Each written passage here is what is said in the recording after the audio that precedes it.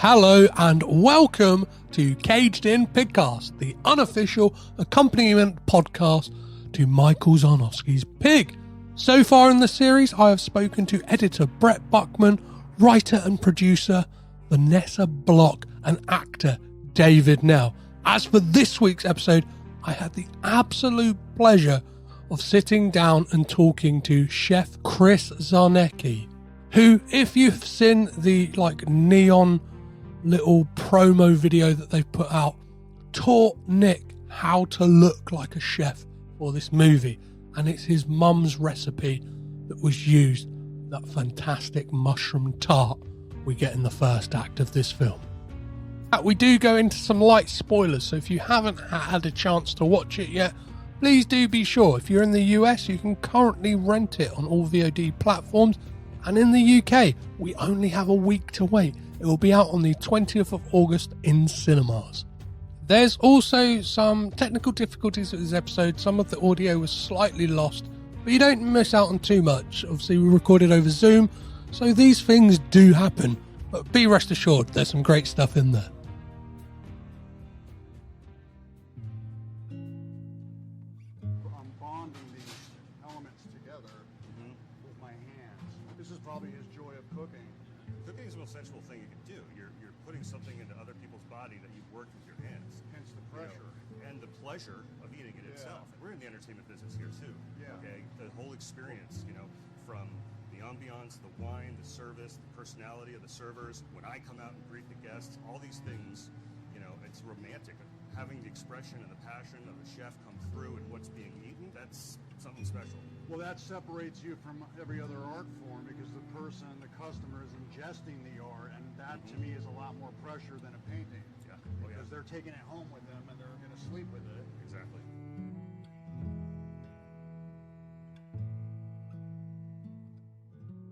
Today, I have the absolute pleasure of being joined by chef owner of the Joel Palmer House restaurant, Oregon native, and cooking consultant on Pig, Chris Czarnecki. How are you, Chris? Excellent. How are you today? I'm very well. I'm excited to be talking to you. It's 11 a.m. where I am. Where are you calling it from? I'm calling in from the UK, so the time here is 7 p.m., so not too bad.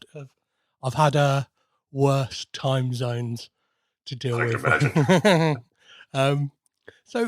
One of the things I wanted to speak about first of all was obviously from looking up the Joel Palmer and on your site, it says that it's very much been a family business, like cooking. Was that always something you wanted to get into, or were you reticent to become a chef yourself? Well, it's an excellent question. Truth be told, hanging out in the bar at my parents' restaurant back in Reading, Pennsylvania, in the third grade, the fourth grade, I was always enchanted by the ballet, the dance that goes on, the communication between front and back, seeing servers move quickly but quietly, seeing how everybody had their role and their place and all work together to create this elaborate, excellent dining experience in the fine dining world. And yeah, it was definitely enchanting, not to mention getting to go to some of the world's best restaurants and watching Dad get treated like a celebrity. So that was definitely entertaining. But honestly, I did not get into it because I love to cook. I got into it because I love to eat, and I figured I could figure out the skills along the way. Mm-hmm. So when I came home from the Army, actually it was home on leave from Iraq that my parents said, "Hey, we're making our 5-10 year plan. Do you want to join us in the restaurant?" And so I jumped on it, and here I am 15 years later. How do you, I don't know, obviously the skills you would have learnt, being in the Army and stuff like that, do you think that kind of helped you for that? I don't know, the kind of the discipline it sometimes takes to be in a kitchen, has that kind of helped you in some regards to the... Oh, for sure. Yeah. I mean, I'll even joke with people once in a while and say nothing prepares you for the restaurant business like having served in a combat zone. Yeah. You do learn to eat a lot of shit in the Army. I don't know if this is a rated podcast or not, but a lot of people tend to get really worked up about. You learn how to pick your battles, so to speak. And it allows you to, really focus on the really important things in life. And I think my fellow veterans will attest to that. Yeah. So what is your family's history with restaurants? Obviously, it's multi-generational, right? Yeah, so the original Joe's Restaurant opened in 1916 in Reading, Pennsylvania. It was in a Polish part of town, serving Polish, working men, and run by my great grandparents who were, Polish immigrants. When my grandparents took over, they were the Francophiles. They were the ones in love with French fine dining. And my grandfather was an amateur mycologist. He was the guy who the local hospitals would call if a toddler ate a mushroom off the front lawn and poison control needed it identified. So when my parents took over in 1975, they said, all right, well, instead of being a Polish-French fusion restaurant, this is decades before the term fusion cooking ever was a thing. They said, let's not be an Italian restaurant. Let's not be a French restaurant, Polish restaurant, steakhouse. Let's be a mushroom restaurant. Amazing. And let's maintain the fine dining theme. And by being a mushroom restaurant, that allowed them the freedom to pull ingredients from all over the world. My mom's half German, so I'm the fourth generation to be running the restaurant, but the first one not to be 100% Polish. And, we use elements from all over the world, Chinese 5-spice on our duck, we use foie gras, we use, Maine lobster, we use curry in our quinoa. And it's fun having that kind of freedom and tying it all back to mushrooms in some way or another, even in our desserts and cocktails. So I guess one of the things that is big in the film Pig, and obviously you may have some knowledge on as well, is truffles. Not to sound ignorant here, and obviously anyone who's listening, what is a truffle? Truffle is a fungus, but it's not a mushroom. Truffles form a mycorrhizal relationship with the trees. It's a symbiotic relationship where trees that have truffles associated with their roots are known to grow taller faster. If you've seen the movie that just came out recently, Fantastic Fungi, they go into great depth about how the microorganisms and the fungus in particular have such a huge impact on the biodiversity and the health of the soil and the environment in which things grow. Winemakers have known this for a long time, knowing that not using pesticides and allowing nature to do its thing and work its magic actually makes more interesting, more complex wines. So the truffle spores are spread a lot like seeds. It's not very magical or romantic, but rodents will do their thing. They'll smell the delicious truffle. They'll go through the digestive system. The rodent goes to somewhere else in the woods, does his business, and then those truffle spores will attach themselves to the young roots of the tree, the youngest roots, which follow the path of least resistance, often towards the surface, and then that bond happens, and they start feeding each other. Amazing. So, and then after a few weeks, you get truffles. What is it that is so special about truffles, would you say? Well, what's so special about chocolate? How do you describe something if you've never tasted it, right? How would you describe what chocolate smells and tastes like? You can't. There's nothing else to compare it to. And the same is true with truffles. Unfortunately, they have managed to duplicate those primary compounds and create truffle oil, which is one of the things that, Gordon Ramsay and other chefs will rail against. And so overused. But once you smell a real, properly ripened truffle for the first time, a real one, it's pretty mind-changing. And is the depiction of truffle hunting in the film, is that how it's still done today? It is just a man out in the woods just hunting for those bad boys?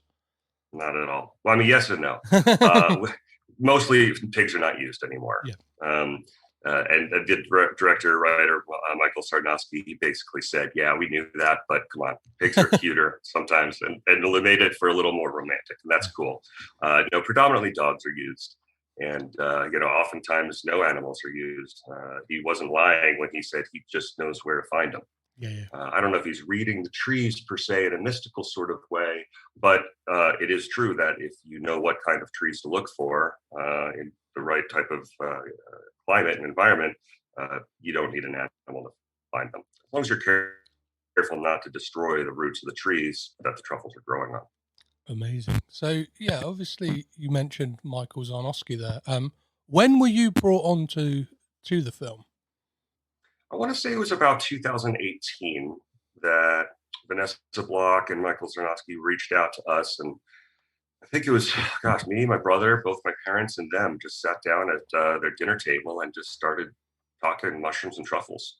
And it was one of those things where here we are, out in the middle of nowhere, Dayton, Oregon, right? It's like, okay, Hollywood's coming to town. We didn't really get our hopes up much. And I think at one point, at least one other actor's name came up because they were pretty nice about reaching out once in a while and just saying, hey, here's how the progress is going. But then once we found out that Nicolas Cage was starring, we were like, oh, I think I've heard of him before, And so we got excited. And October of 2019 is when he came into town to do the filming. So what was like, obviously Vanessa said you're a consultant on the film when I spoke to her. So what did that entail with your role on the film? Well, it started off with talking a lot about my mom's 3 mushroom tart. At the beginning of the film, it's comes on the screen as rustic mushroom tart. That's all right. Not everybody knows who Heidi is. And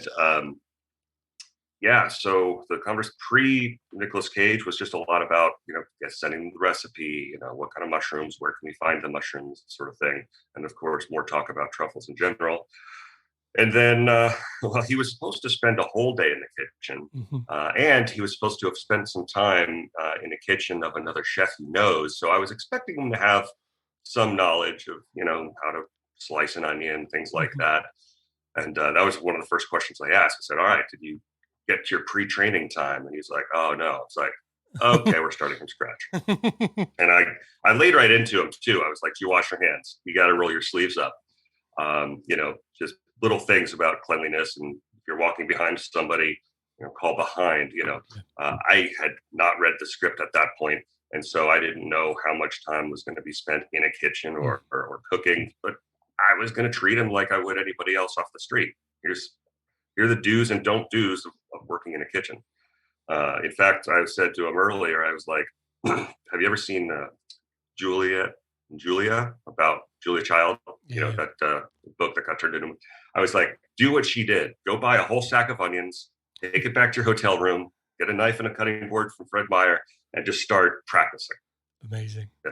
And I don't know if he didn't end up doing that either. But at the end of the day, during the filming, and I've joked about this before, but I was adamant about using the claw method. When you hold the food here and you slice here, so that you're not taking your fingertips off. And I don't know if there's ever going to be cool behind the scene footage, because they filmed that whole day in the kitchen.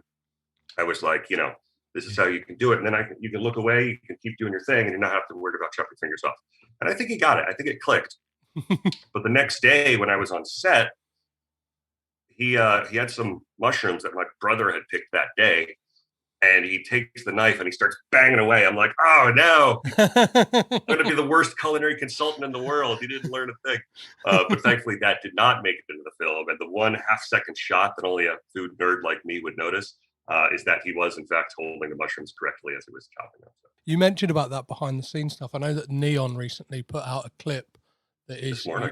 You and Nick in the kitchen, and obviously one of the things you talk about is the kind of artistic nature of food. Like, what other kind of things were you talking about with Nick in regards to food? Oh, gosh. Well, I mean, number one, we are putting food into people's bodies. You got to be cognizant of all the safety issues revolving around that. And talking about, I mean, artistically speaking, I don't know about you, but I want my food hot. I mean, cold food's cold, obviously, but there's a reason why chefs have become famous for, yelling and screaming. It's because your reputation is on the line with every single plate that crosses the line. So doing it safely, getting food out hot. Not only do you want it hot, but you also don't want your sauce drying up and getting ugly. You don't want your flowers wilting underneath the heat. He kind of talked about, but he was definitely starting to get the vibe of the heart and soul that goes into it. He talks a little bit more. You could see his eyes light up when he got to taste something he helped create. Definitely. It may not have been his recipe, whatever, but he had his hand in it. And as any cook, home cook, professional chef will tell you, there's nothing quite like the sensation of tasting something delicious that you created. Oh, definitely. Every time I've kind of cooked a meal, even if it's just following a recipe, and I think you get that sense, especially if it's something, I don't know, you've over time learn, or it becomes your dish, as it were. Like you get that great, like overwhelming sense of achievement when you cook a dish, and it is, yeah, it's just so special. I guess one of the other things that this film deals with, in a way, is the gentrification of Portland. Obviously, as a like living in Oregon, like how do you perceive that, for like how the film deals with that, like, and how does the kind of restaurant scene play into that for you? Well, I would say for better and for worse, Hmm. Portland restaurant scene has mostly avoided that gentrification. Yeah. I mean, a lot of my guests do dine at Michelin restaurants all over the world, for breakfast. Hmm. And so they expect a certain level of quality food and a certain level of quality service. But one thing you're not going to find in Portland is, stuffy waiters with, tuxedos and bowing and Yeah. white gloves and all the nonsense that can go into the ultra fine dining scene. Portland is all about the food. There's a lot of great chefs, but it's not stuffy at all. I would say the only downside to that is it's almost too casual. Some people do like a more formal environment, Yeah. where the waiters aren't squatting down at the table and saying how you guys doing today. Yeah. They want there to be a certain amount of professional distance in their dining experience. So as far as like gentrification goes, I can't speak to zoning and construction and stuff, but at least as far as the restaurant scene is concerned, Portland is a really laid back city. Amazing. And another thing that the film deals with is the kind of passion that chefs have. Like, how well do you think it kind of captures that? Because it obviously deals with that thing, that how important food is, and kind of what it can do to people. Like, what's your takeaway from the film on that regard? Well, I don't know. I don't really know how they did it, but they hit the nail right on the head, honestly. What's the line? You only get so many things to really care about. Yeah. You know, you do really sink your heart and soul into this. And whether you choose to do it for the rest of your life or not, you do take it with you Mhm. for the rest of your life. And, Nick's character is, traumatized by factors outside the restaurant industry. I don't know if that's made really clear in the movie, but, I don't want to give anything away, but he didn't leave the restaurant industry. He left the restaurant industry for a specific reason. Yeah. And, but getting back to your point, yeah, you really do have to sink your heart and soul into it. That's both the pleasure and the challenge of doing it. Oh, definitely.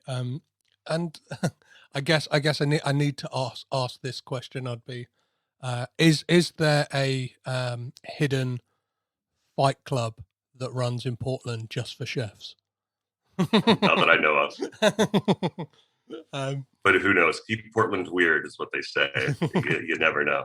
Yeah, I think, as I said to Vanessa Block, with that kind of aspect of it, it does capture the kind of, I don't know, every time I've worked in a kitchen, there is this certain mania to chefs. Do you know what I mean? You've almost got to be crazy enough to do it. So I guess that's like a very artistic way of showing how they kind of would let off steam at the end of a Did you say artistic or autistic?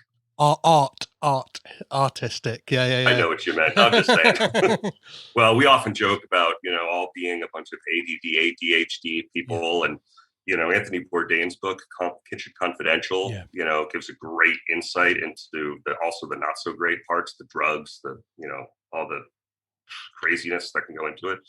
But I mean, shit, man, you're talking about 12-hour days, potentially 100, 130-degree kitchens, humidity, tough environments.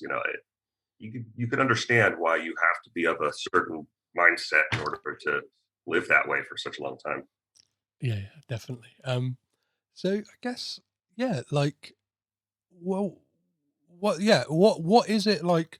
What was it about that specific dish that Michael and like Vanessa said? Did they kind of sort out that dish, or were you asked to kind of pitch a dish that Rob would cook in the film? And I don't remember, actually. I don't know. I don't remember which came first. Did we recommend that dish, or did they find it and ask about it? I don't know. It's a chicken or the egg scenario. But it is fitting for, the character he's portraying for sure. I mean, it's an earthy dish. It's my mom's dish. It's one we've been serving since the mid '80s, I'd say, and really fundamentally has not changed since then. Amazing. And it's one of our classics, never coming off the menu. Perfect. Well, Chris, it's been an absolute pleasure talking to you. Thank you so much for your time. Absolutely. Yeah. So if any US listeners are listening, where can they find the restaurant? What's the best way to? The best way is our website, www.joelpalmerhouse.com. I'm on Facebook, but I'm not really cool enough to be doing much on TikTok and Instagram yet. So. Amazing. Again, thank you so much for your time, Chris. My pleasure. Thank you. Thank you again for listening. It means the bloody world to me.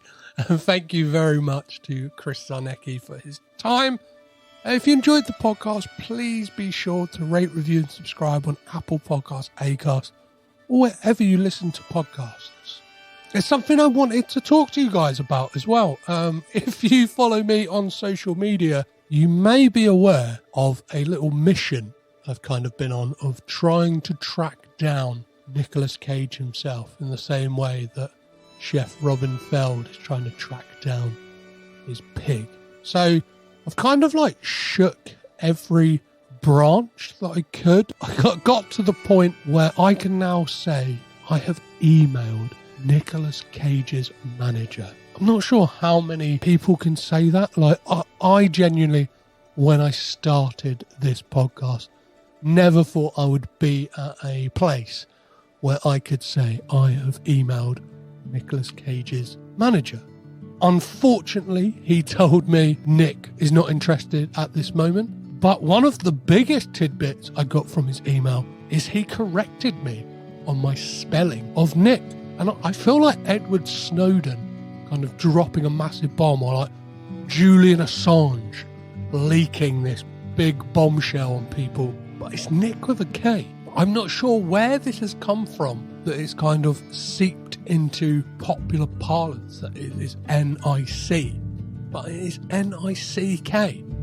I'm not sure if you listening to this or if you've already read it on my Twitter or Instagram, but that is mind-blowing stuff, right? That it is Nick with a K. It kind of overshadows the whole thing that obviously I got so close to the sun of speaking to the man himself.